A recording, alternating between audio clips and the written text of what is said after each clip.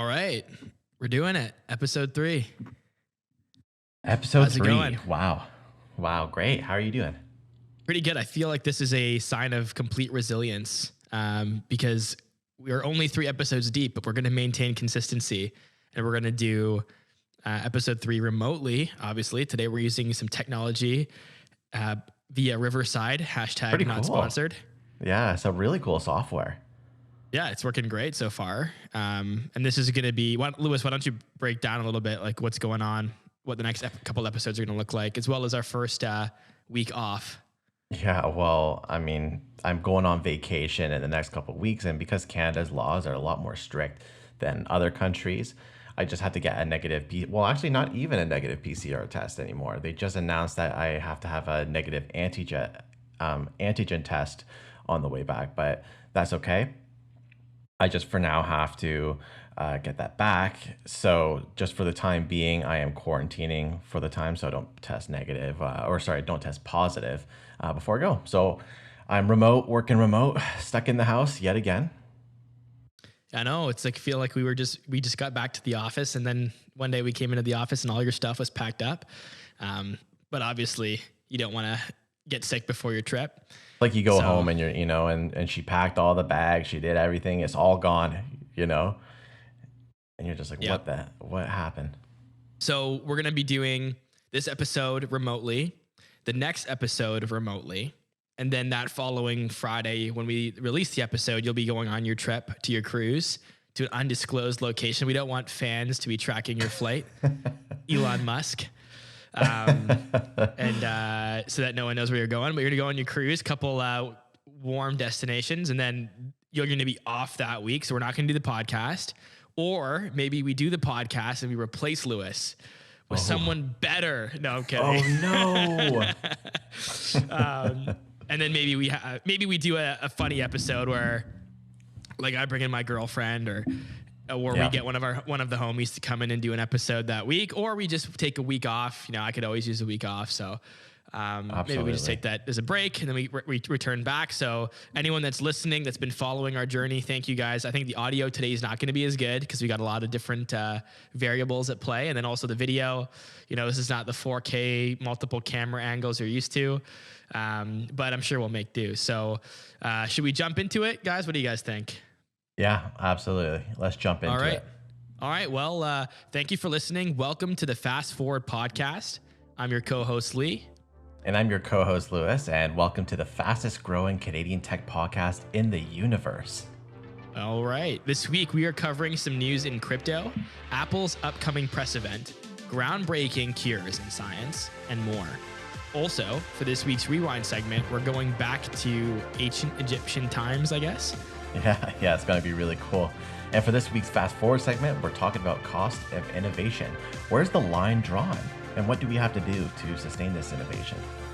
I'm looking forward to that conversation. It's going to be a good one. Yeah. Maybe a bit controversial, but hopefully we have a really good discussion about that. So I guess what's first up today to talk about? Maybe I'll start. I got a pretty cool story, which in a way is kind of something that taps into a bit of history too for me, a little history lesson. So I guess I'm not sure exactly what the headline is. I guess the Matterport CEO spoke about the metaverse. And for those of you that don't know, Matterport is a technology that is used to take physical spaces and virtualize them. They call it digital twins to make them, I guess, visitable in VR, online. And their CEO recently spoke out about the metaverse and had some interesting, somewhat, he definitely had some arrogance and confidence around their decade-long experience in this space, but then also some skepticism about, are the metaverse companies, out there, Meta and the gaming companies, Nvidia, et cetera, are they looking for a problem to solve with technology, or is they solving an existing problem with the technology, right? Like trying to find, try to create a problem out of nothing. But interesting tidbit of information here. Matterport is a technology that I've been using for years, maybe too soon. So a long time ago, before we started the company, Lewis and I, I was doing a lot of stuff in real estate marketing, real estate media, videos and photos. And I stumbled upon their technology, which I thought was like going to change everything. And I was a little bit too early, but pretty much would make it so that people didn't have to do showings all the time. It would basically create a 3D replica of the house. You could see the layout, if the layout's going to work, if the house is the right vibe for you, see all the rooms, and then hopefully save real estate time so they could, do more showings and have more clients. And also a great way to promote and market a house to people that are far away, for like people that are visiting from out of town. A lot of migration was happening. I thought it would be like the most killer technology. Anyway, I reached out to real estate agents. No one had a fucking clue what I was talking about or what the technology did. I was the only person for 150, 200 kilometers that had the tech. So in our area, no one had it. And ultimately, by the time it started trending, we had grown our business and I had moved past that. But I'm curious to think, what are your thoughts about Matterport, Lewis? Like, do you know much about the technology? Oh, yeah. Well, absolutely. I mean, I remember when you first got the Matterport and you showed me, and we're just recent home buyers too.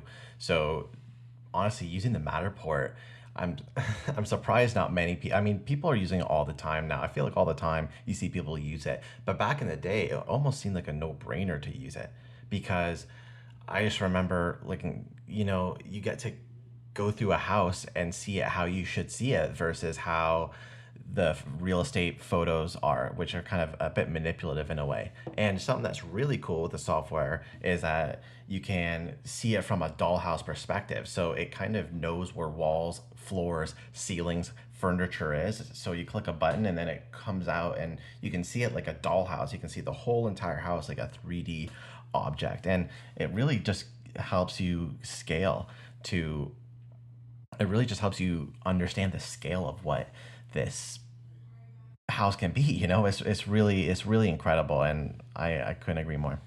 Yeah, I think one of the issues was when I had started using the technology in the area was that realtors in the area didn't understand the value. Yeah. They didn't really get like you might need to turn that audio down there, Storm. Yeah, here's a video showing that dollhouse that you were talking about, Lewis. Yeah. So the thing for me was, so in real estate, they didn't really understand the value that like the time it would save. Like, for example, understanding the space. Like, photos don't tell the story of how big a room is. Matterport, you can go into the room, you can really get an idea of how big it is. The scale is really accurate. So much so that designers can actually use the Matterport schematics, like the PDF floor plan, afterwards for designs and renovations and stuff. We've actually done scans just for that reason. But then the pandemic came, and then they realized the value, and now it's going to stay because they obviously gave it a chance. So pretty interesting. I guess what's interesting more so about the recent article about the CEO speaking about the metaverse was just this technology as a whole. So what this technology does, I mean, obviously it's huge in real estate, commercial buildings, offices, etc. Has a lot of commercial application. For example, our company did an entire 3D scan of a school, pretty much the entire school. It's actually a college here in our community. And we did all of the different rooms so that students could see what it's like in the nursing room or in the firefighters hall or all the different experiences. So that was the way our company was able to use the technology for kind of an innovative way to combat the COVID impacts on open houses and students visiting schools. But Sorry, what did the Matterport CEO say about the metaverse? I never heard anything about that. Well, I guess his sentiment was like, hey, we've been doing this for 10 years, so we're really bullish on it. But I think he was a little bit skeptical about the other players. I think there's a level of, I've been here the longest, so my opinion's the most kind of important because like all these players are relatively new. What's more, I guess my biggest takeaway. And what players are you or do you think he was talking about specifically? Metaverse, like Meta, right? Okay. I'm trying to think of the other ones here. Let's see. Maybe Activision, Blizzard, like kind of the gaming companies. I think in the article he might have said, I don't know if he quoted them specifically. Okay, so Microsoft, Meta, and other players defining the metaverse. So I guess the interviewer kind of just used Microsoft and Meta as like the examples, but there's a number of them that have made names for themselves in the last several months around this whole metaverse stuff. And I think he was just thinking like, maybe some of them it's a bit all hype, and you guys are all hype, but we've been doing this for 10 years. That was the energy I was getting. But I think the coolest thing is more, how could they use this Matterport tech in the metaverse, right? And my first thinking was, could you scan an office that you're making hybrid and then use that 3D dollhouse of the office to have your hybrid staff working in AR, VR, and then your real staff working in the same space? Is there other implications? Like, we did Matterport scans of the art gallery. Is that, now that the VR headsets are going to be becoming more and more popular, I think the Oculus outsold Xbox or something last year. Now that they're becoming more popular in homes, are these virtual experiences going to be more common? And is Matterport going to be able to find more opportunities? What do you think? Yeah, I mean, I think absolutely. I mean, already you're using VR headsets to look through the entire building that you just scanned, and it looks incredible. Versus, I understand kind of maybe his skepticism towards these other company, because even though, Meta being the communications company that they are, they still don't really necessarily have given a clear, quite vision of what they envision the future as being, or almost being like a Ready Player One type of vibe, but maybe less about gaming and more about living a life there. So it's a bit strange. Versus the Matterport, it almost makes sense what they have right now and how it goes into the future world. I do agree with the AR. I mean, in some of Mark Zuckerberg's presentation, he did kind of have this mixed reality kind of vision where you can have all your friends in AR and they're aware of the surroundings. So maybe if you had like a AR safe area where you are using your Matterport to maybe scan out your entire room, it'll make it easier for people who are in AR to be able to kind of maneuver your room. Like they can see what you can see essentially, but it's in your house. So I definitely think like a boardroom, right? Yeah, exactly. I think Matterport really is kind of the leader in this, and I never really thought about that until now, because that technology is already insane. And it's been around for a long time, and I think that's what he was trying to get at. Is that Matterport's going to probably be the bridge from the real reality to the virtual reality, because right now people are creating these virtual spaces, which is, I think, going to be the biggest part of the VR world, is all these like games and horizons and all these different places that are in VR. But if you want to bring a physical place that exists, like you built it, it costs millions of dollars to build or whatever, and it's important to translate that virtually. Matterport might be that leading tech that's like, you have a boardroom at your Hong Kong office that you want to bring your remote staff to. Well, let's scan the boardroom, and then that way, there's a virtual space that you're standing in that we can kind of calibrate with the VR space for your remote staff.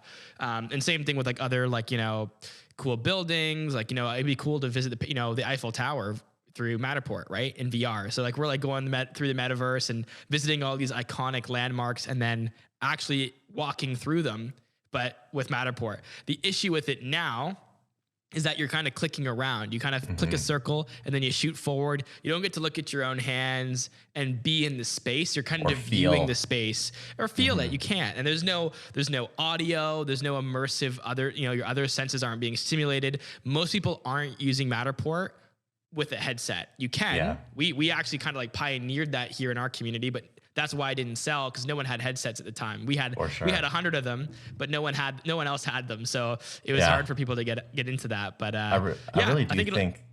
Oh, sorry. I was just saying, like, I do think that with the metaverse, right, a really important factor of it is being able to take existing establishments into the metaverse, which is why I love what Matterport is doing.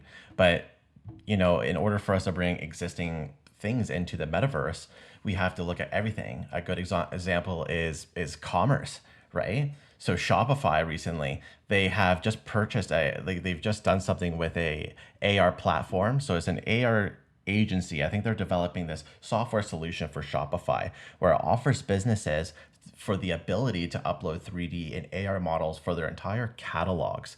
So similar to how maybe you saw Go or StockX did that little experiment with shoes, so I can try on a new pair of Jordans or Yeezys before I decide to buy with AR.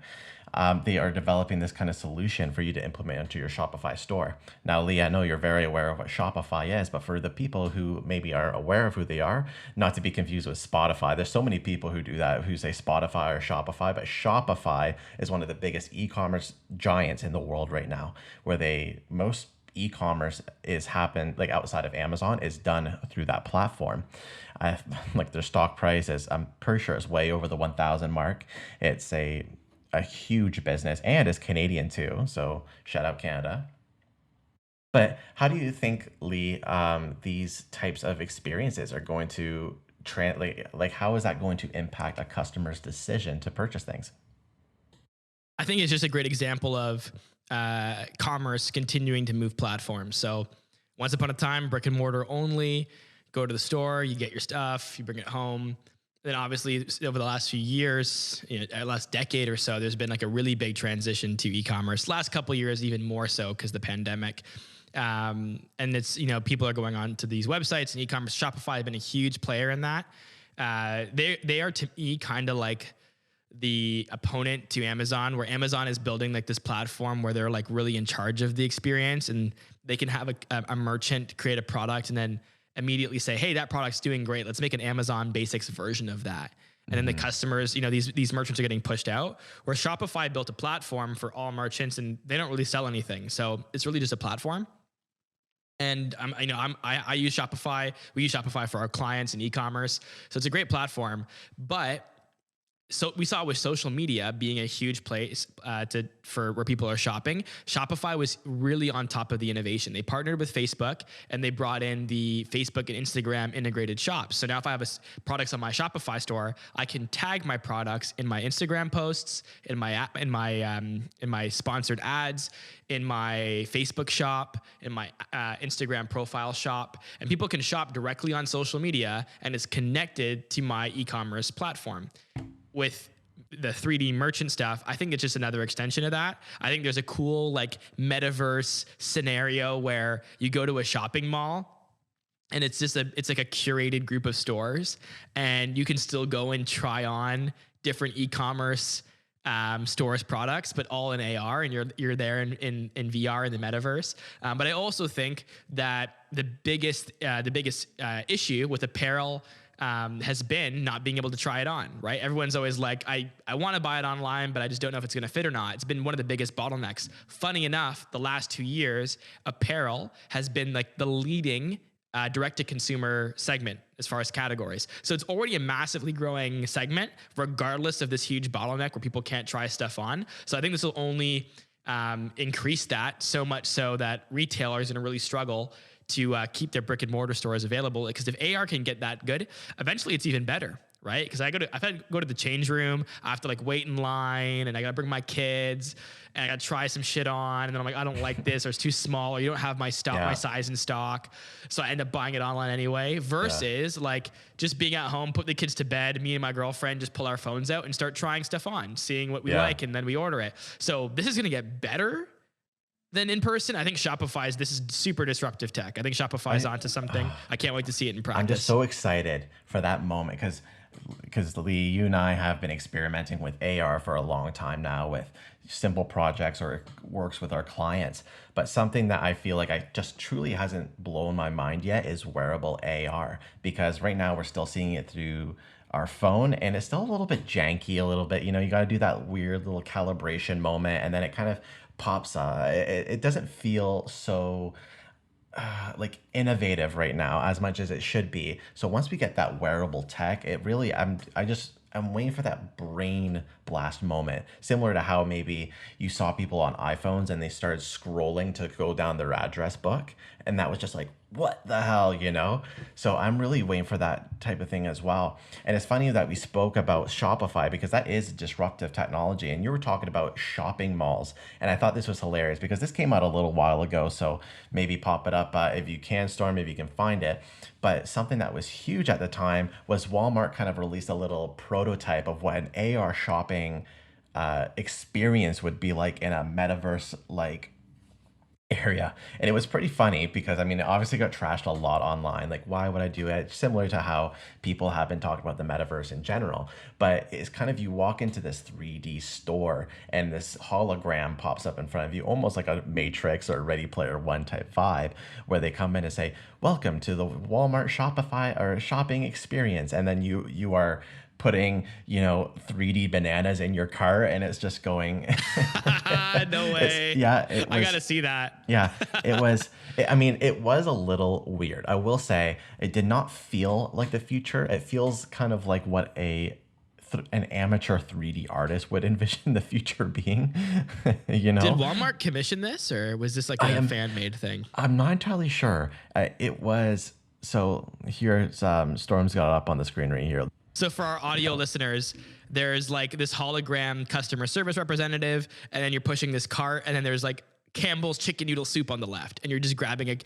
Oh wow! When you grab it, you can see the nutritional info. Holy moly! So it seems like this is like a lot of extra work to give somebody this like the experience of going through the halls or the aisles of an actual grocery store. But to me, that doesn't really solve the problem. I don't think people like to shop for groceries, maybe for other things. I low-key like to. I'm not going to lie. Okay, I so low-key like to. Yeah. So maybe this would be for you. But to me, it's like the fastest way to do it would be like maybe an AR experience, but maybe get rid of the cart and the aisles, because that just feels like the old experience. Like just allow me to like quickly like navigate through all the different categories like pantry, produce, meats, dairy, home cleaning supplies, and then just grab the stuff that I need rather than pushing around this like artificial cart. So I have like the sensation that I'm actually shot. Could you imagine like your wife walks in on you and you're just like in VR with your hands like this pushing up? What are you doing, honey? Oh, I'm just shopping for groceries. Like what that to me is absurd. But you know what it looks like? It looks. Oh, I was just gonna say, sometimes sure. you see silly video games show up, like lawn cutting simulator or farming simulator. So this might be one of those games where it's so ridiculous and so simple and basic that you could do in the real world that people goof around with it on virtual like this. It honestly looks like like if you're watching the video version, you'll see. But it honestly looks like this one solo developer, was building a little game, and then Walmart was like, we need something out by tomorrow. We promised our investors we would have a futuristic technology, and this is what they came up with, because it honestly looks hilarious. I would say it looks good. It's goodish. Like, I just think it's more of a concept at this stage to like give us an idea. And I think they were looking to see what people thought about it. I think the overwhelming response. Maybe the mix of this guy talking in some sort of like futuristic office, kind of obviously giving some sort of inspiring talk, mixed with someone throwing a milk carton up in the air into their basket. It's just not a good mix, Yeah, it feels silly. It does feel silly, but who knows? Maybe this is something that people are into. I could definitely see if older folks got into VR, if they could even get into the metaverse, if they step into it, they might get it, like kind of intrigued by these traditional experiences. But I think overall, I'm more into the 3D shopping that Shopify's doing, and I think Walmart needs to maybe chill a little bit. I think there's definitely a lot of opportunity there. Well, you know what, Lee? If you're not moving forward, do you know what you're doing? Rewind. Nice. So we're going to do the rewind segment a little bit earlier today from feedback from some of our listeners. Lewis, what do you got for us? So this is so it's not really too, and I mean, it's way in the past, and I guess it's a little different from what we're expecting this time. But today we have a 3,200-year-old ancient Egyptian sheet found in, and I'm going to butcher this, Deir el Medina, Egypt. Sorry about that from anyone there. So on the screen here, it's just this old piece of paper. It looks so crumpled up, like just what you think a 3,200-year-old paper would look like. And it has some acrylics on it, and just has lots of ancient type of writing that you'll definitely not be able to understand. But they've been able to discover that this is an old attendance sheet. And the reason for the worker's absence include embalming brother, not sure what that means, brewing beer, and bitten by scorpion.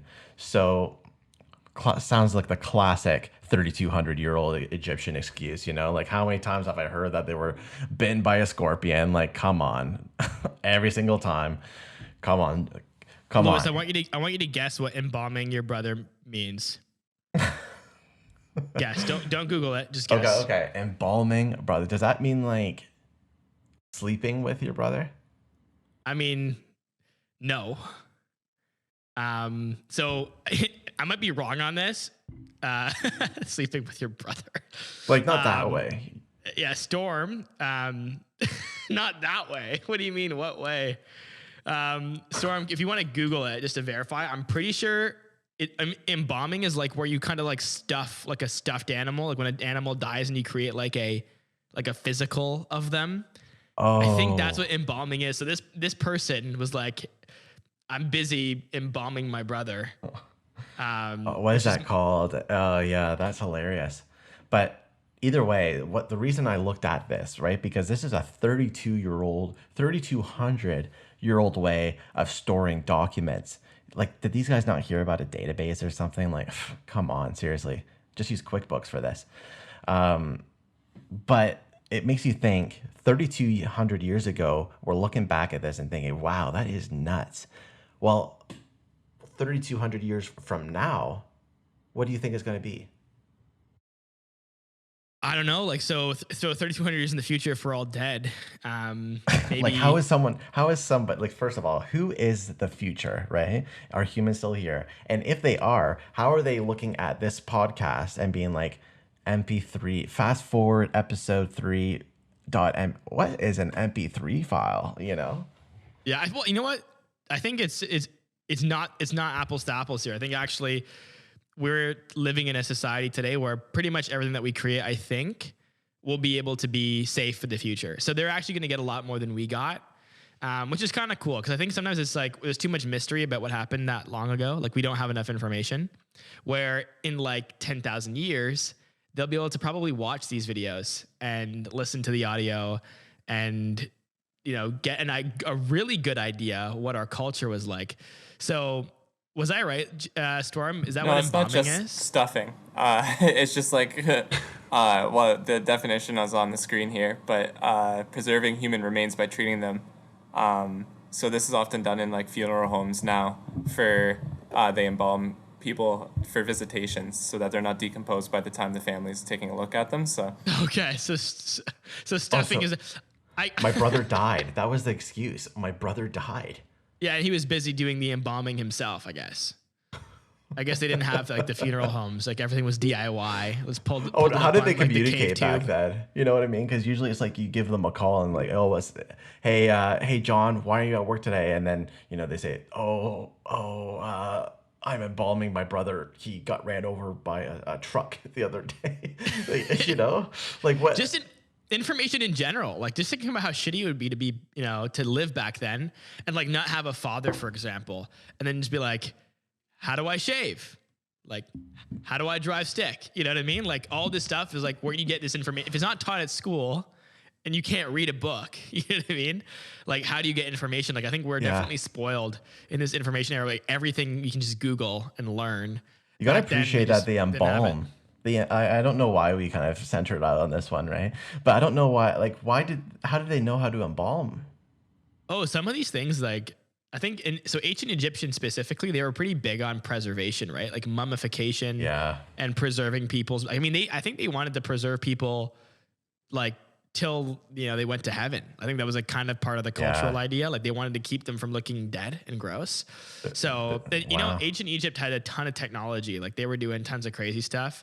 They probably were a big fan of sourdough. Sourdough bread? Yeah, because you can like ferment. You ferment it, right? You know how you create like the sourdough starter? You have to ferment things. Yeah. Well, they're always fermenting bodies, right? Damn, bro. Oh, you need to be stopped. Oh, you know, man. They invented a lot of cool stuff. Some people would argue they even like, interfaced with aliens to build the pyramids. That's probably a conversation for another day. Is that fast forward or is that an ultra rewind? Is that a fast rewind? That's a rewind. We're going, going back in time. So that's pretty crazy. It's pretty, I mean, those list of things is just hilarious that they track stuff like that. I got a crazy story for you too, Lewis. Pretty recent one. This one's gonna knock your socks off. So this girl gives me Martin Shkreli vibes, man. So kind of funny. Netflix picked up Martin Shkreli. Shkreli. He's the pharma bro. You guys remember Pharma Bro? Oh, just the guy that raised the prices for AIDS or something to make a point of some sort. Yeah, so for the listeners, Martin Shkreli is the guy that like was like big in pharma, and he had like a pharma company, and he bought this like life-saving medicine, like the patent or the rights to sell it, and he just increased the price from like $20 to like 2,000, something stupid like that, like just crazy 100x price increase, and he got in a lot of shit for it. But then he also like bought the Wu-Tang Clan album, and then like has been involved in like lots of like pop culture drama. So he's like kind of like this like super sophisticated businessman that also just fucks with the culture and is like interfacing with it. And this girl is also giving me kind of like that same vibe. So pretty crazy story, Lewis. I don't know. Have you heard about this rapper? Her name is Razzle Khan. Have you heard about this? No, not Razzle Khan. Okay, so this lady, her name's Heather Morgan. She's 31 years old. She's a contributor to Forbes. She writes a lot of like business articles. She's a venture capitalist, I'm pretty sure. And she runs like a bunch of different B2B software companies. Like she's super legit. Anyway, her and her partner came into like a bunch of Bitcoin that was later like stolen from them in that big Bitcoin heist. Anyway, point is, through some like comprehensive string of fraud, they were laundering like a ton of Bitcoin. I think the number is $4.5 billion worth of Bitcoin. With a B. With a B. Yeah. So they, anyway, the funniest part to me, and maybe this isn't funny to anybody else, but is the fact that she sucks at rapping. Like she's so good at so many things, including fraud. But she just makes complete trash streetwear and rap music, but she still tries to participate in the culture. Storm, can we, without copyright, maybe play a few seconds of one of these songs? I need Lewis to see this himself. It's like, it's something you would just never... Crocodile, weirder than an X-File, free fire, silver, so sexy when I slither, sparkle on my little finger, hell of a razzle, ear to ear, poised to throw it. Okay, stop. This, wow. this... Yeah. Is it bad that I low-key find that fire? Yeah, it is bad. Okay. Because she's really trash. I probably would have been scammed by her too, I guess. Oh, she would have got you. So this is funny. She would have given you... Ready for this, She would have Lewis? given you the old razzle-dazzle on that one, Lewis. Would have scammed you. Oh. Yeah. Razzle Khan. Con artist. Oh my goodness. Oh my gosh. It was written on the walls the whole time. How did we not see that before? Yeah, Oh my. I I'm know. done. Anyway, here's an interesting tidbit of information, Lewis.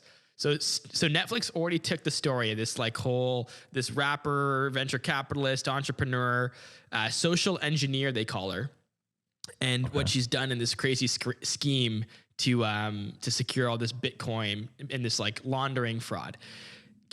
I'll give you a couple days as far as like other stories that were picked up by Netflix and how long it took for the event to happen, and then before Netflix actually announced that they're going to do the documentary, okay? So the WeWork documentary from the IPO filing being pulled came out 534 days after it happened. Okay. The Fire Festival disaster, which you remember Fire Fest, came out on Netflix 630 days. Wow. So a couple of years after that happened.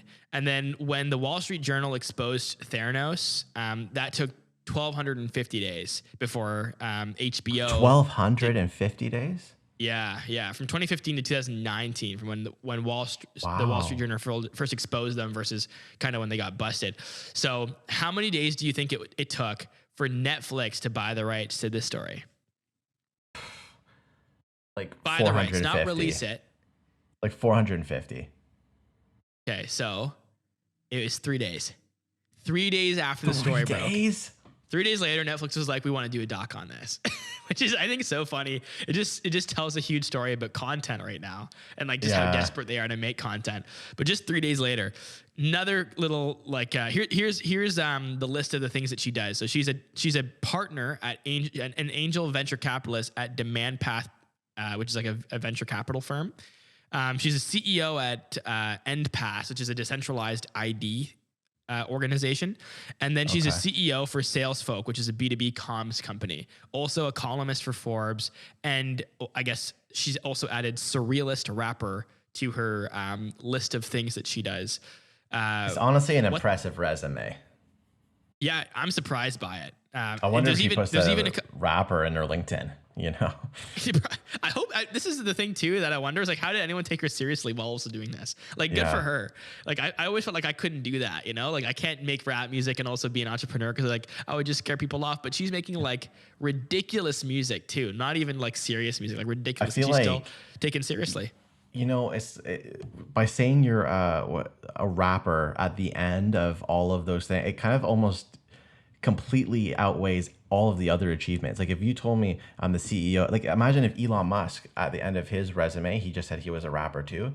CEO Well, he does of make space. music. Yeah, but like you won't hear him say rapper, you know, because Yeah. it makes your two other Tesla, SpaceX, yeah, cool. Probably make no like they probably don't even exist yet. You probably put up a website. That's all you did, you know. But now it's Yeah. wow.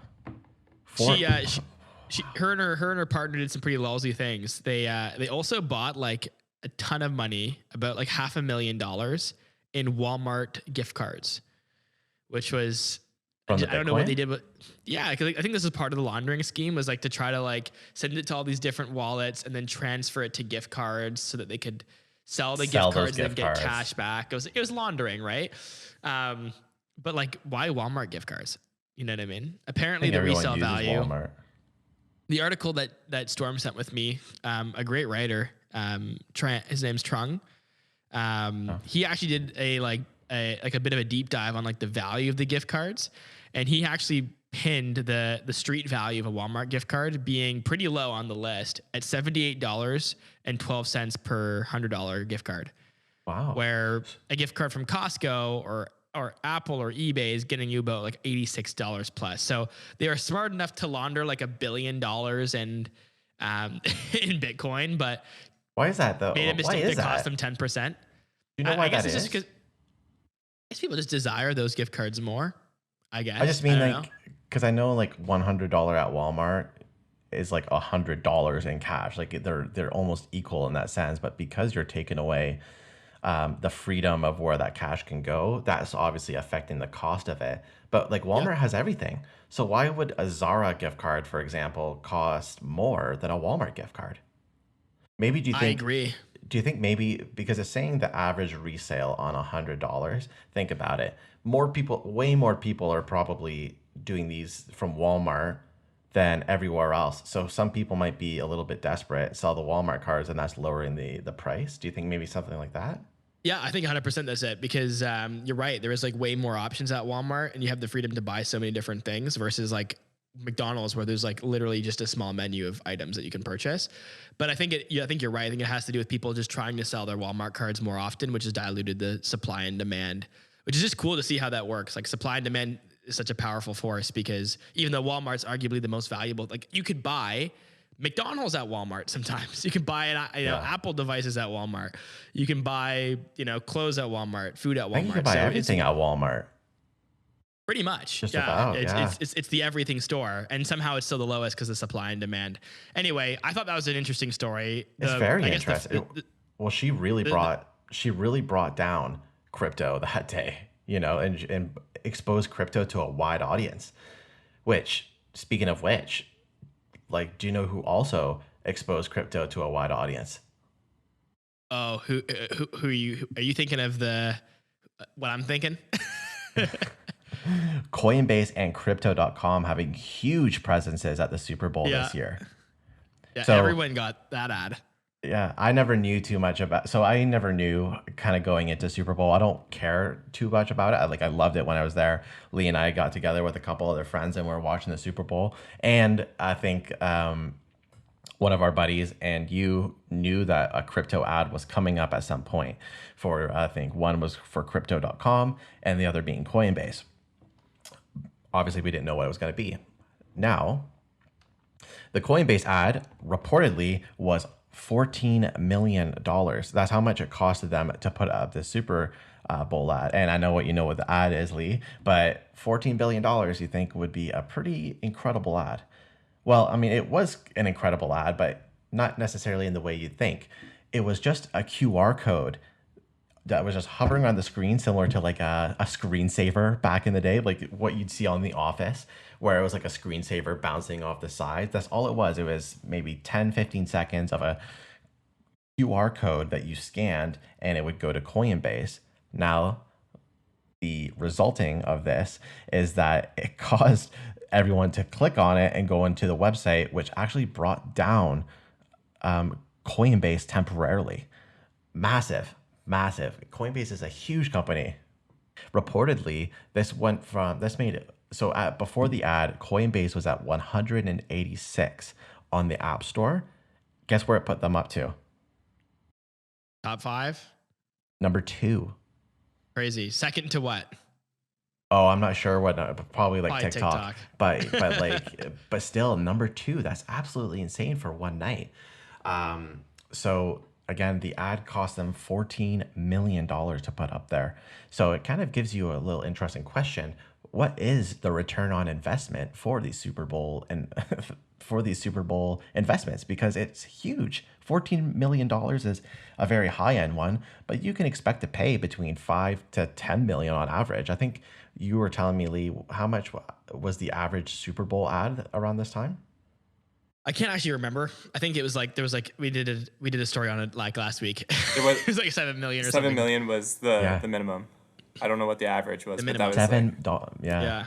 The minimum. So $14 million obviously is a big spend. The fact that they didn't have to really do any creative, like I feel like that ad, we could have made it really easily. Oh, so that was just right. Get a QR code, bounce it around. That was just paying NBC for the slot as well. That wasn't the average price for the production of the commercial. It was just 7 million to get. Yeah, and I think. Yeah, so the production of this commercial was probably not that much, I assume, and maybe the consultancy that helped them with the idea is what they put the money into rather than the execution. But what I'm wondering is, you've got, you spent $14 million on this ad, and then it's doing, obviously great numbers. So many people. I pulled up my phone. You guys are playing that freaking board game. I was carrying my baby, and I saw the ad on the screen. I pulled my phone out and I went and scanned it. And I was like, oh shit, this is Coinbase. This is a $15 Coinbase ad. Kind of give me like a sign up bonus. But then it crashed. You said it crashed and it was down. So I'm wondering, all that money spent, I wonder what the result of it crashing, like I wonder how many people didn't get through to the landing page and see what they were offering because of as a result of the technology not scaling. I'm curious. I mean, I don't think, because I think they went back up relatively fast. So I don't necessarily think it was going to be a huge disaster. But something that's interesting is that I did see an article that kind of analyzed the return on investments for a lot of these companies after they display a Super Bowl ad. And what we found was that for most companies, they received about between 0 and 50% return on investment from their ad. So some of the biggest ones were more so consumer foods, so Cheetos or Coca-Cola. Some of those, even though one time Coca-Cola reportedly lost money by -11 one year, negative 11%. But for the most part, those are the ones that are always doing really well. PayPal made over 60% one year, which was crazy. Here's something that's interesting as well, is that car companies are most likely to decline or not get a return on investment. In fact, get into the negatives because of it. Car companies like Hyundai. I guess that makes sense. Yeah. Because no one's taking action right away, right? You see a Cheetos ad, you go get a bag of Cheetos. You get drunk at the Super Bowl on your way home, you grab some. Same with the drinks. Always is. Cars are like a long game. On the way home.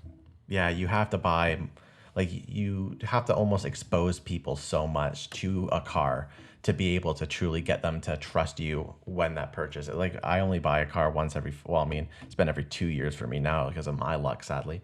But it's been 5 years for most, if not more.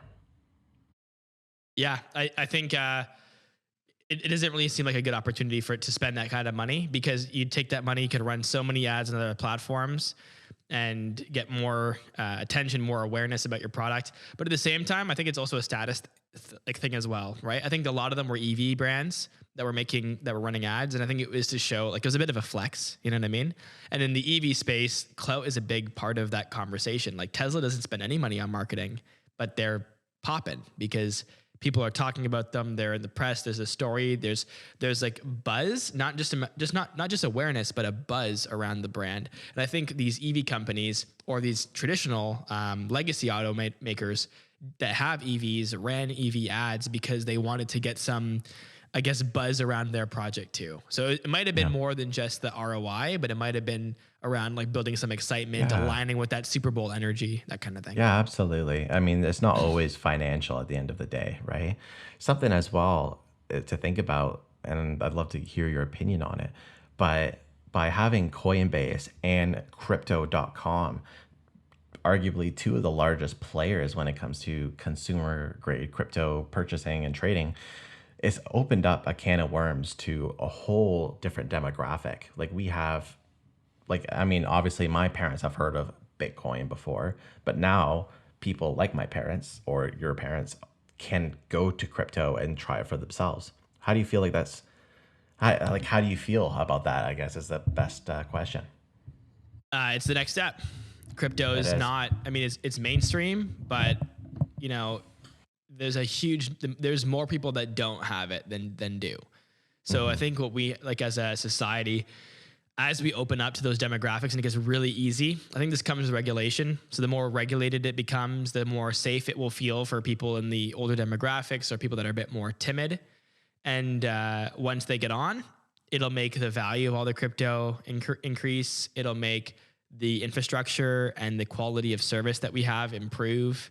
It'll add safety and security and regulation to the way that we do business. It'll make it mainstream enough where commerce, day-to-day commerce can be done on the crypto blockchains. So I think it's an important step. So, you know, kudos to crypto.com and Coinbase for trying to appeal to that market. I don't know how much Coinbase would have. I feel like the kind of people that pull out their phones and, you know, scan a QR code are probably the same type of people that already know what crypto is. You know what I mean? I don't think any grandmas are getting off their couch and pulling their phone out and trying to scan, you know, the QR code in the small time frame that was there. They probably thought it was like it felt like a bug. It felt like something was wrong and it was like, we'll be right back, you know, this is like a pending situation. But I think it's great. I'm glad that they're doing it. As far as companies that are continuing to innovate tech, there's a pretty good story that just came out, I think yesterday, about Apple. So Apple has a March event. It's really anticipated. Lots of leaks, lots of rumors about all these new Mac products. As some people might know, Apple is currently in like this 2-year transition that's supposed to end this year, where they're going to transition all of their technology onto their internal Apple silicon. So some people know it as the M chip or the M1 chip or the M1 Pro or M1 Max. So these devices, not all of them are on Apple silicon yet. Some of them are still using the Intel chips. And we know that this year we're going to get the rest of the devices. So I think Mac Mini still needs an M chip. The iMac Pro, potentially the Mac Pro, I think as well. So there's a lot of buzz about what devices are coming out, and they're apparently just yesterday Apple registered these like item or product IDs. I guess in Europe you have to register before you release a product if it has data encryption, and pretty much every Apple device has data encryption, so they have to register these numbers. And they're like the standard like Apple model numbers that you're used to, that like start with an A. Like I don't know them off by heart, but there's like 3 of them that came out. And based on those numbers, you know, the Apple fanboys and the rumors, they're all like analyzing the living shit out of these numbers, trying to figure out what we're going to get. And the consensus is that we're probably going to get new Mac Minis. So Apple this spring is going to be bringing out the Mac Mini with the M1 and the M2 chip, the rumored M2 chip potentially. Okay. And then also potentially a MacBook as well. So one thing a lot of people don't realize is there's a MacBook Pro right now that you can get that just has a standard M1 in it. There's also a MacBook Air that has an M1 in it. So they're the same power. So you got like this laptop that's called the M1 or the MacBook Pro, and it isn't actually more powerful really than the MacBook Air. So I think Apple's going to try to solve that this spring. They're going to release a new MacBook that's going to be like a little bit more powerful than the Air, so that there's actually like a good hierarchy. I think Apple's like good at that. They're always good at like introducing a lot of devices, but just enough to give you the variety you need. I guess this year they're also rumored to announce a bunch of phones, like more phones than ever before, just to cover like I think that like that Asian market where the lower cost iPhone might thrive. But what are your thoughts on all this? We just bought MacBooks a couple years ago, so this kind I'm of already something kind of that we were annoyed. bummed about.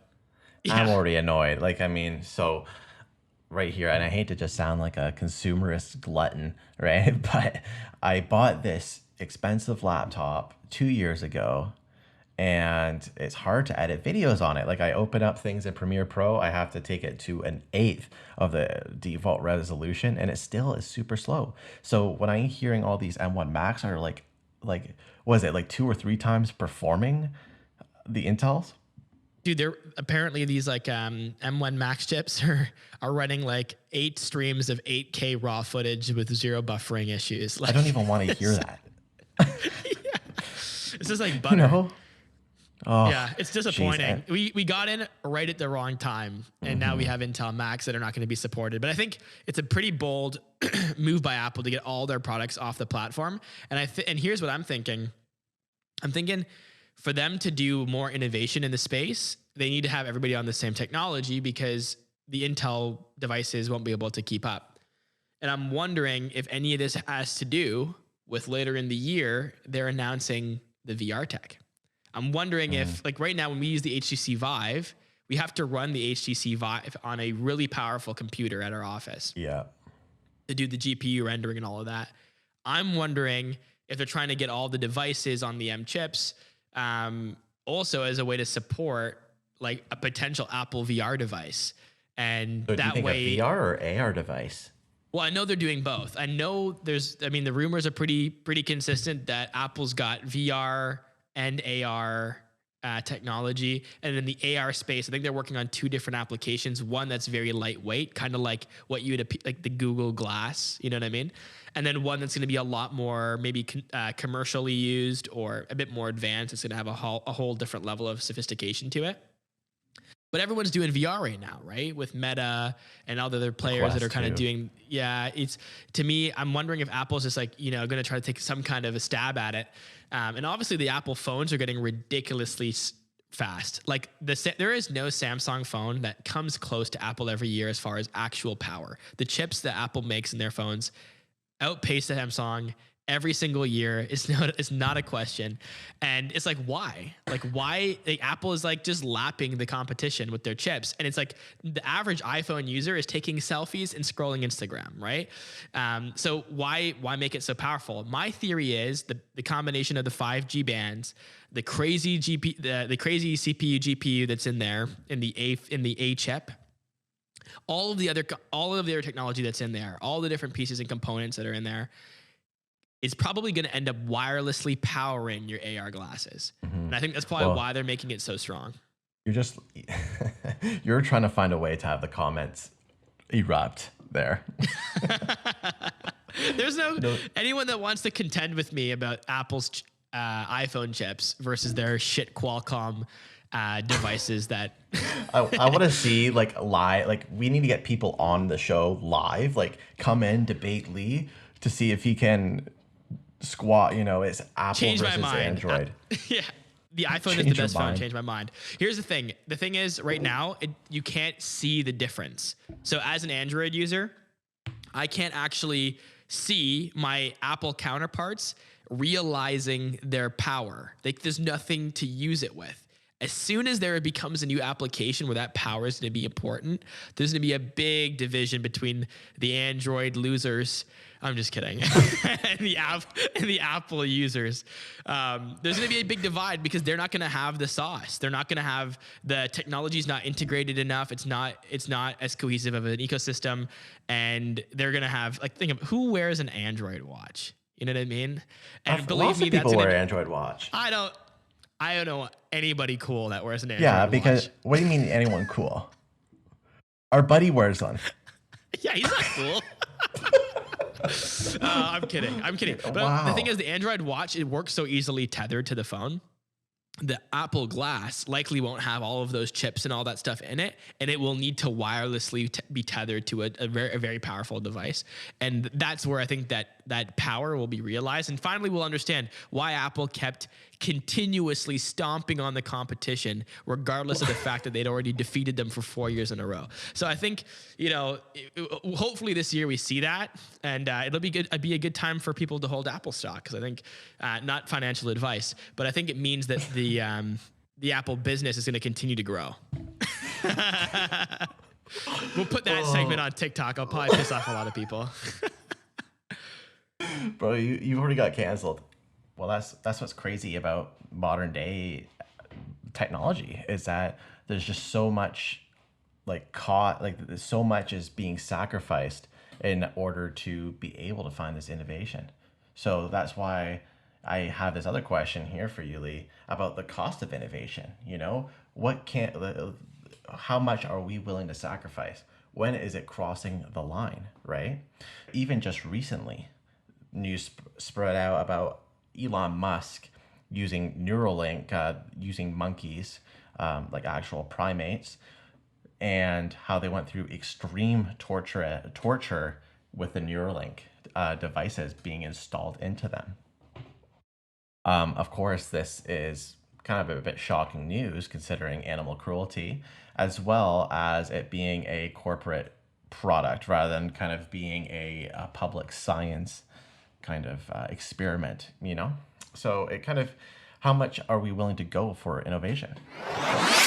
Yeah, in regards to the story about Elon, he just for the record, his company has denied claims that the researchers abused monkeys in experiments.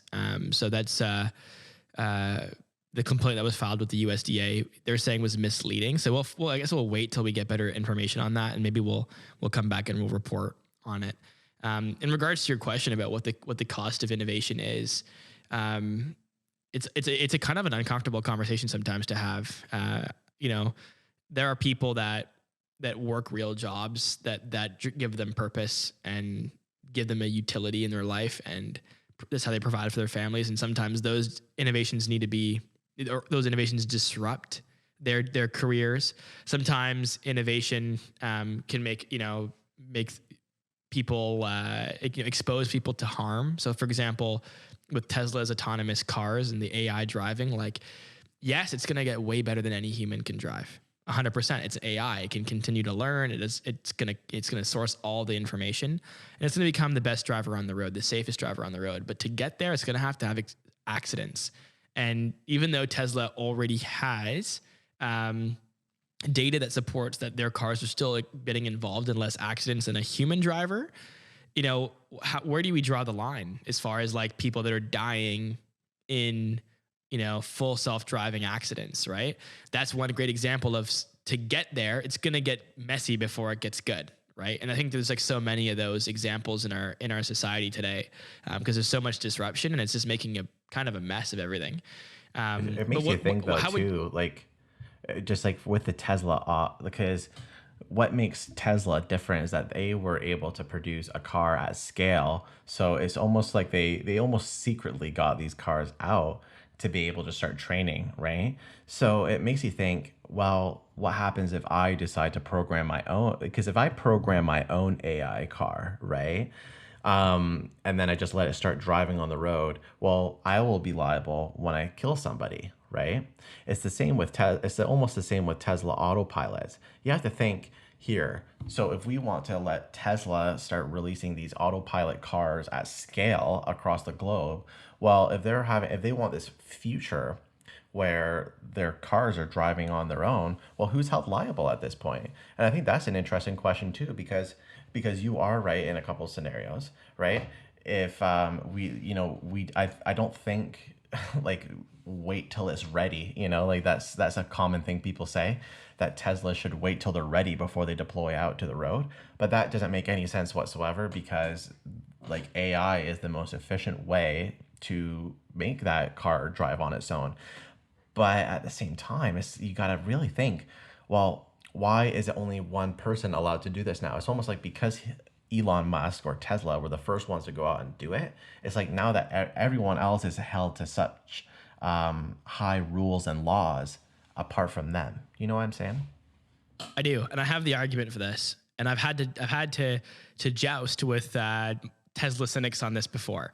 So if someone comes to me and tells me, it's not fair that Tesla's allowed to have these cars on the road, what's stopping me from making my own AI car and then killing somebody, right? Here's my rebuttal. So you're right. You can't wait till we're ready, because we're never going to be ready. The car needs to get miles on real roads to learn and develop. And every day that we don't get to that equilibrium, to that state of complete safety and unification on the roads, is another day where people are still dying but in automobile accidents more than anything else, right? So the best way to die is to drive a car, right? It's like, if you want to die, just spend a lot of time in your car, you'll die, right? I mean, hopefully not, but that's the best way to die. Yeah. Cars are not safe. They're death traps. And even if you drive safe, other people don't. So every day that we don't, this is a potential risk. But then you could argue, well, why does Tesla get to be the one to take that risk, and who holds them accountable? And here's my argument to that. Tesla's already got data that supports that even in full self-driving, they are safer than the average driver. So I think that data is actually, I know it isn't, there's still maybe a moral question here, but I think at the end of the day, when we look at net outcome, you're safer, in full self-driving than you are driving the car yourself. So if that's the case now, if they were able to start training it with that level of safety, then I would say probably it doesn't matter that people are dying. If people are also dying manning the vehicles, right? They're driving them and dying in the vehicles when they're in control. So I think because Tesla can say that, they can actually say we have the data. It's safer to be in a Tesla in full self-driving than any other car. I think that makes them, I think it kind of gives a bit of validity to what they're trying to do.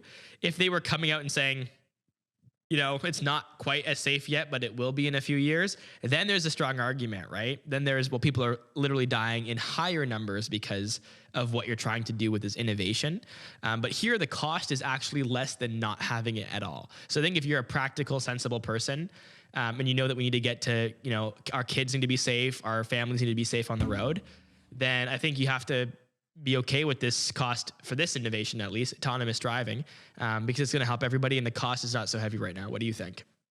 Well, I agree. I mean, I think eventually we should have robots or AI be able to drive for us, because it is more safe. And when it comes to human safety, it's most important that we have people stop driving. People can make mistakes. AI is less likely to make mistakes, much more likely. And yeah, the numbers do show, right? I mean, I know perhaps numbers can maybe be a little bit misleading a bit too sometimes, because there's not as much Teslas on the road, but I think anyone can make the argument that no matter what, even if there was 50% regular cars versus Tesla autopilot will not get into as much crashes as often. The only thing I do just think is that when Tesla, and this is more of the moral thing, is that if Tesla's being able to hold all of this, then it provides an unfair advantage. So as a society, what do we create to create an equal playing field? Is it, say, do we create definitely not a union. Elon doesn't like those, but it's almost like we create a centralized repository or training data, I guess you could say. And then we allow for all these tech companies to be able to create their own versions of what it does with this data. So it's not necessarily Tesla giving away its artificial intelligence. It's just giving the data so that other people can train models accordingly. Because then that could also help innovate on top of the Tesla autopilot as well. Yeah, so that was in the same line of what I was thinking, but it's so hard because capitalism is what motivated all of the investors putting money on the line. Tesla's had a massive, their PE ratio is through the roof. Their valuation was so high and they were making no money. And they're still by far the most highly evaluated car company. And a lot of that's riding on the coattails of their massive lead in in their AI segment of their business. So I think for the greater good, Elon would become the actual GOAT if he was like at the end of it, he's like, all right, guys, I finished autopilot. It's the best. Here you go. You can all have it. But that is so bad for business. And here's the thing. This is not capitalism rearing its ugly face. Capitalism is how it got created in the first place. So I think it's only fair that he gets to preserve it. Maybe it's like everyone gets it and everyone can use the data or the technology outright, but they can't maybe have autonomous robots like driving around people like the robo-taxis. Maybe he like keeps that for himself, or they're not like they get a license to use it, but only when there's an owner of the vehicle driving it, kind of thing. It's kind of funny because I agree. Capitalism just kind of it's kind of funny because before the fall of capitalism was before Tesla was even a thing, or before it's like you have all these gigantic corporations who gave this false sense of illusion. The car industry was a classic example of why capitalism is almost a failure of a system, and like at that late stage, right? You have 4 to 5 different car companies that own everything, and it's an illusion of choice, right? So the beauty of capitalism was when Tesla came in and disrupted it, and then kind of shook the entire ground. But it's almost like a transfer of power, say, because if you have Tesla that completely cleans the floor underneath of it, and now we just have one entity at the top, right? And that's where it's a little weird, because you're right, Tesla did. I think it's very inspiring from a capitalism standpoint when Tesla can create such innovation in an industry that was kind of lacking in innovation for a long time, right? But when's it going to get to the point when Tesla does that? Now they're the only car company. Autopilot slows down. It's a very interesting conversation. It is very interesting, and I think it's so cool how we can have these conversations at the same time, but maybe also a bit scary. Yeah, I think it is a tough one. Like, is it a good or a bad thing that there's just one? And here's the thing. This is why, again, I'm so bullish on Tesla, is I know that no one's going to be able to catch up for a while, because that's how it works, right? So technology, like when you think about the iPhone, when they first came out, they were eons ahead of everybody else. But then what do you do? Well, Elon's away. When Apple started, they were like with the iPhone, like they were just so ahead of the competition. But then what do you do as a competitor? You reverse engineer what they've done. You recreate it using the technology that exists, because Apple built that device on technology that existed. They didn't really invent anything original. They just invented the original combination of that. And also improved on it, right, with the touch. Elon's got something different. His edge is like so much based on time and data. So if he's the only one that's allowed to have AI vehicles on the road to learn and to get this information, then how do legacy automakers actually catch up? And I think what happens usually in industries is you have the first leader, they're going to lead, they're going to be the first person in, they're going to come in, they're going to take the lead. And then eventually a bunch of other players will come in and start to compete with them. And there'll always be that first dominant person, but there's always the potential that somebody could come and disrupt, right? But here, I think it's not as easy. And I think for that reason, a lot of them are going to go bankrupt. It's similar to like how Microsoft, because I think what end up going to happen is that the government will get involved in some way, unless Tesla does a smart move and finds some other way to help the competition in some way. Similar to how Microsoft did with Apple back in the 90s. Bill Gates was notorious for being antitrust law, right? Like, dude was like more vicious than any of the tech companies that we see today. So he gave Apple a huge amount of money to be able to compete, right? Which now, I don't got to tell that story. Everyone knows Apple versus Microsoft today, but it might be the same thing. You might see Tesla hand over some of its patents, some forfeit some of that just to be able to stay out of the clear. And here's the thing, is even if they give them all the information, a lot of them don't have the cash reserves to build the infrastructure, the gigafactories, the EV cells. They don't have the electric, so they still might lose. Bill Gates gave them some money, and then Apple ended up being worth more than Microsoft, right? So I don't know if that potential exists. 20 years later, yeah, I understand you, but I still don't know if that potential exists with the legacy car dealers because there's just too many other variables. It's not a purely technology company. But at the same time, I do think other players in tech might join Tesla. Apple's got an autonomous car that they're working on. Obviously, Google and Waymo. There's a number of other tech companies that are in the space as well, developing LiDAR, developing AI vision, developing technologies that will allow autonomous trucks. There's an autonomous truck startup as well outside of Tesla. That's a huge one. So I don't think Tesla's going to have an issue with the government. I think they're going to run away with the bag when they get these robo taxis on the road for a little while, and then eventually the competition will kind of stiffen up a little bit. Off of that fast forward segment, I'm going to introduce this week's meme, and then we're going to wrap it up. So I'm just going to share it with the guys now, and then I'll explain to you what they're looking at. But a little background on this is the philosophical question, the trolley road debate, where you have two roads for a train to go down. What are those called? Tracks. There we go. Not roads.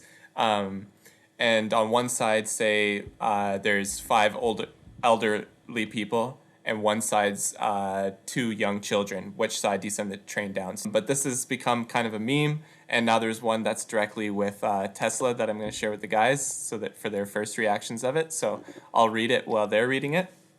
But for the audio listeners, there's a Tesla on the road and a group of people on the road, and the words say, Tesla autopilot thinks that these people are a green light and is accelerating towards them.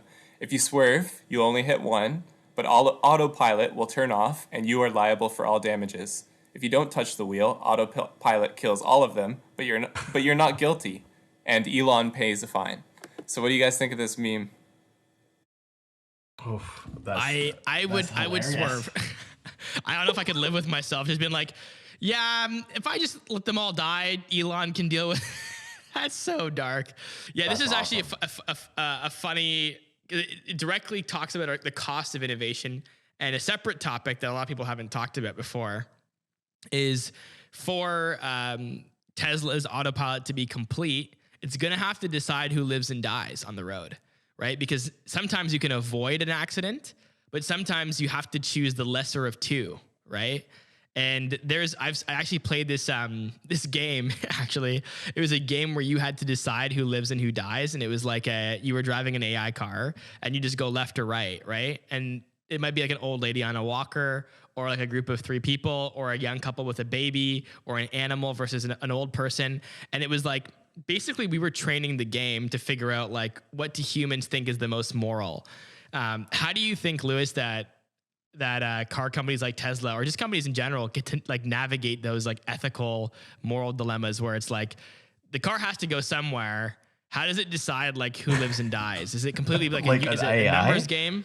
Yeah, like if I'm on the road and I'm like I'm gonna avoid an accident that's gonna kill 10 people, so I can either go left and kill a dog or go right and kill a mother and a baby, right? Like, do you program into the Tesla code? Do you tell the car, listen, if left there's a young couple and right there's a dog, you kill the dog? You tell Tesla to go, the car is supposed to turn right and swerve directly into the, like, does it have to know? Does it understand that it's making that choice? That's a crazy piece of pressure to put on the AI. There's like just to think that there's a programmer somewhere at Tesla who is like had to write that code like if child kill dog,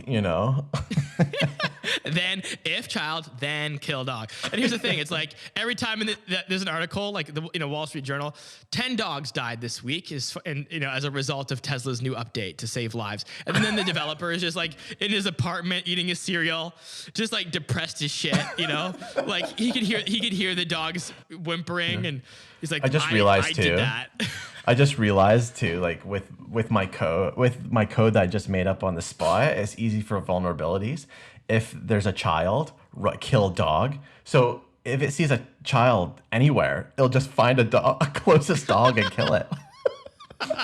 Could you imagine that little bug in the Tesla V2? Like it just sees a kid like on the sidewalk and it finds a dog. Elon trying to explain that at a press conference. So just a small bug in the code where don't worry what it is. We saw children, and if you saw a child, it would kill a dog, and we fixed it. It's all good now. This happens. Yeah. This stuff happens. If you see a Tesla on the street and you see a child, just walk the other way with your dog. Don't ask questions. That's too good. That's a good meme. How about I run you through it, Lewis? Let me run you through a couple scenarios and see what the Lewis AI does. Okay. So you're going full steam. You're gonna crash into a school bus, so you can't do that. All the kids will die. You can go left, and you can kill an old person. Let's say 80 years old woman, or you can go right, and you can kill a 40-year-old homeless man. Who do you kill? Why? 40-year-old homeless man or an old woman? Yeah. Or the school bus. A man, or no, you can't kill the school bus. You're gonna avoid the school bus because it's you can't kill the children. Well, like there's no possible chance I could do that. Well, because the volume of kid. I mean, you would rather kill the school bus and kill the kids. No, I'm just asking theoretically, why would I not be able to do that? So theoretically, you can't because that's not really up for debate. What's up for debate is left or right. It's one person, right? Apples to apples here. It's one human being. You got an old lady who's doing what she's supposed to do. She's crossing the crosswalk. She has full permission to be there. The other side, you've got a homeless guy who's not supposed to be there. He doesn't. Old lady. Old lady. Why? Because she's lived her life, and as much as I hate it, I'm sorry, but it's your day. Yeah, that's the whole system too. Is like, how can this thing make decisions that can end people's lives and not feel anything, right? Same thing when you talk about AI policing, right? Like if an AI has to shoot somebody because they're a threat, in policing, like how does something that doesn't feel pull the trigger? And in this instance, like, you know, as far as a car, like kill somebody. But I think I would have made the same choice as you, Lewis. I think the baby's just too hard. Go ahead. It's only fair that you do it to me. Yeah. Go ahead. This is just one, okay? Actually, you know what? This is for Storm, okay? But Lee, you're gonna laugh at this one. Okay, so you have the same predicament. You have a train track that you get to choose which one it goes. Tied on one is me, Lee, and Jason, okay? The other side is Elon Musk. Who are you running over? So just for clarity for the listener, Storm works at Tomorrow Inc., a company Lewis and I own, and Jason is our third partner. He's also the Android user that I said was a loser. So basically, Storm's deciding between the greatest visionary of all time and his bosses. He's gonna die. And do you know what? Your odds, the odds for you two were better before you added Jason to your side. No, I'm just joking. Oh. I love Jason. That's too much. It's too far. I love Jason. Just putting that out there. Elon's done a bunch of stuff. And you guys are untapped potential so far. And between the three of you, I think you're going to do bigger things. So I'm betting on the future of the three of, at least in my life. Oh, yeah. but I also have a personal relationship with you guys, and yeah, to be honest, yeah. Fair. So so you choose to put about 20,000 people out of jobs. So good answer. The result of Elon dying probably will directly create so much unemployment and death. I'll still be employed though. Yeah, he's looking out for himself. It's also the people that Storm's he sees a real on a daily AI. basis. He has no guilt. You guys are on the call with me too. If Elon joins the call right now, I'll say you guys, but he's not listening right now, so I'll go with you guys. But last question, directly towards this meme. What are you guys doing? You only hit one person, but you're liable for the damages. And it doesn't say kill either, so we can just say, would you rather hit one person liable for damages or let the autopilot kill them all, but Elon's on the hook? I swear. I'll say one person, yeah, because I'll have a guilty conscience nonetheless. Awesome. And yeah, I feel it's like Fruit Ninja, right? You get all four of them, you get like triple XP. You know, I'd rather just hit one. You know, but I don't need all the points. By paying for damages as well, that's almost alleviating some of my guilt. You know, it's like, well, I paid the consequences. You know, so your broken arm and your Lambo are doing fine. Yes, and to end the episode, a really easy decision. These were all very difficult, put us through a lot of mental anguish. But a really easy decision is following us on all socials, checking us out on YouTube if you're listening on pods. If you're on the pod audio right now, check out our YouTube, vice versa, a little switcheroo. We have great video content there, and we have great audio content in the other spot, but it's all good. So check us out everywhere. Or get hit by a Tesla. Those are your two options. Those are your two options. Okay, it is our If you're listening somewhere where that you can leave a comment, let us know below in the comments what you guys would do if you're still listening with us. In the scenarios I put Lewis through, I'm curious to see what other people think. Yeah. What would you guys do? Yeah, we're curious. Okay. Thanks for listening, Thank everybody. you so much. See you, Lewis. See you, Storm. See you later. See you guys. Bye, guys.